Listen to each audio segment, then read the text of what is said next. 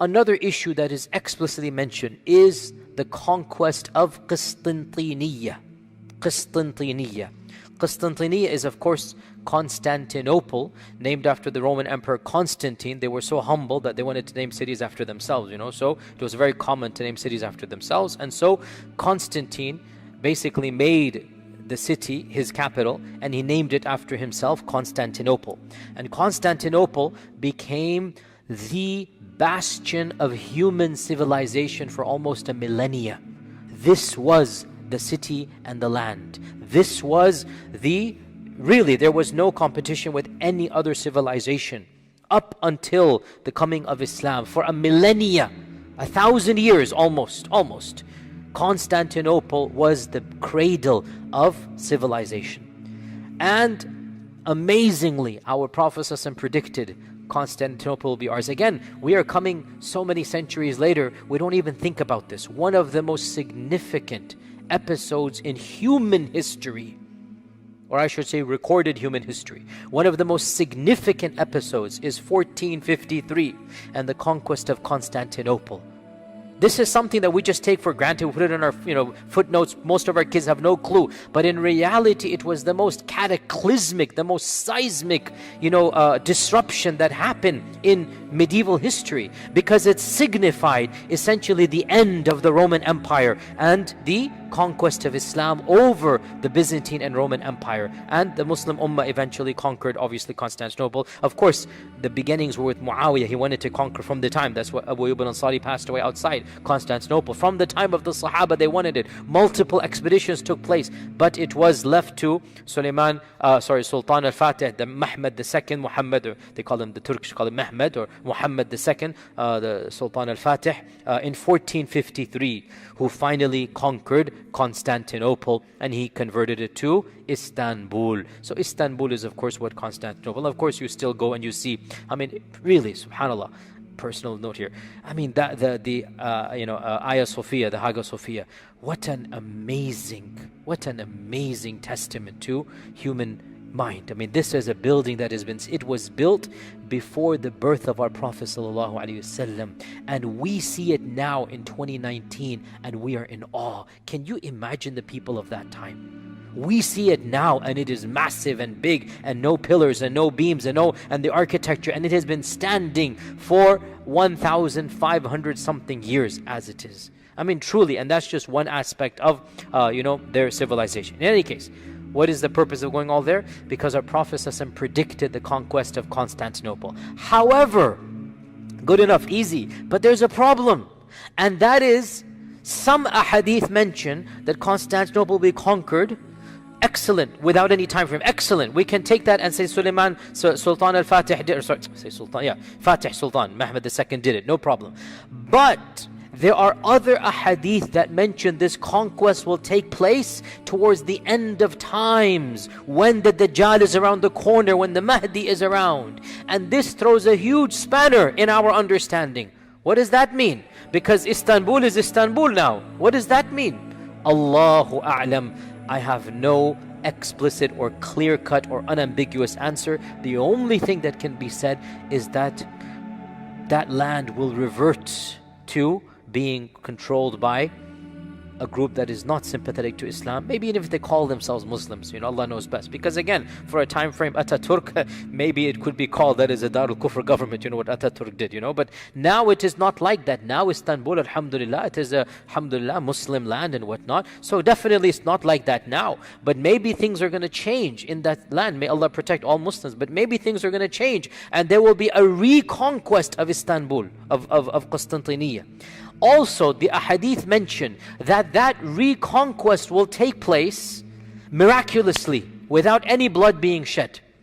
That was not Sultan Fatih. Sultan Fatih, it was a bloody war. It lasted many months. There was a siege, there was a military, there was a navy, there was an army, there was a blockade. It was a standard war. Many people died. That's not what the hadith predicted. And again, you cannot enact a hadith. Alhamdulillah, Sultan Fatih conquered it, but that's not what the hadith predicted. We'll mention these hadith. Now, of these hadith, this is a hadith I'll quote you. It is in its narration, in its chain is a weak narrator, so it is a weak hadith. So we're just mentioning with the disclaimer it is a weak hadith. Abdullah ibn Amr ibn al-As said, you will fight Constantinople 3 times. Does he mean the city of Constantinople? Or does Constantinople indicate the Roman Empire, i.e. Europeans? Either can be there. You will fight Constantinople 3 times. The first time is that you will do well, but you will not succeed. The second time, you will enter into a sulh with the Constantinople. So much so that masajid will be built inside Constantinople. Now this is really bizarre, because masajid did not exist in Constantinople up until 1453. And now there are only masajid in Constantinople.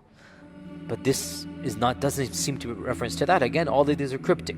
So, until there's a sulh between the Romans and there are masajid inside Constantinople, then you will return for a 3rd time, and you will conquer it with the takbir. You will say Allahu Akbar, and it will be conquered. And the Prophet ﷺ said that 1/3 of Constantinople will be destroyed, and 1/3 will burn down, and 1/3 will be divided amongst you. Now, this hadith seems to indicate a final conquest of Constantinople, and this is something that, once again, it is mentioned in another hadith, which the majority of scholars have interpreted to mean Constantinople. And I'll mention it now. Now the hadith I just quoted you, it is weak. It is mentioned in the Kitab al-Fitan of Nu'aym ibn Hammad, and it is weak. The one I'm about to quote you now, it is authentic Sahih Muslim. These 2 hadiths seem to add to some concept. What is it? The hadith is as follows. The Prophet ﷺ asked the Sahaba, it's a famous hadith, Sahih Muslim, have you heard of a city, half of which is in the water and half of it in the land? Or in another narration, have you heard of the city, part of it is in the water and part of it is in the land? The vast majority of our commentators said this is Constantinople, because Constantinople, essentially it divides Asia from Europe. You have the Bosphorus Straits, right? And you have that city that, it's considered that it is basically one half this way, one half that way. So the majority of our ulama, and Nawawi ibn Kathir, others, they say this is Constantinople that the Prophet is describing. They said, yes, we have. Listen to this now. The Prophet said, hadith is in Sahih Muslim, the Qiyamah will not happen until 70,000 of the Bani Ishaq will conquer it. Not the Bani Ismail, the Bani Ishaq will conquer it. And when they come to it, they, the Bani Ishaq, will not fight with swords, nor will they fight with arrows. Rather they will say, La ilaha illallah, Allahu Akbar, and one of the sides will fall down. Then they will say, La ilaha illallah, Allahu Akbar, and another side will fall down. Then they will say, La ilaha illallah 2, 3, 4 times until all 4 sides will be fallen down. And then they will enter the city and begin to distribute his ghanima. And while they are distributing his ghanima, the shaitan will call, or a crier will call, that verily the Dajjal has come out to your family, and they will leave everything and return to their family. End hadith. Now, we've heard the similar hadith before, but now we have an added detail. What is that detail? 70,000 of the Bani Ishaq will conquer Constantinople. So, putting all of this together, it is plausible, very reasonable to say that the armies of the Mahdi will be fighting at multiple places in this world. And some of the fighting will be more severe than others. And one of the very end of those battles will be the battle of the conquest of Constantinople. But in this battle, there will be no war, there will be no blood, there will be no swords. It will be a miracle given to them. The people in that battle will come and find the walled gates, and they will realize they cannot fight the people of the city, but they will know this hadith. And the Prophet ﷺ is telling them, you're going to use this tactic of mine.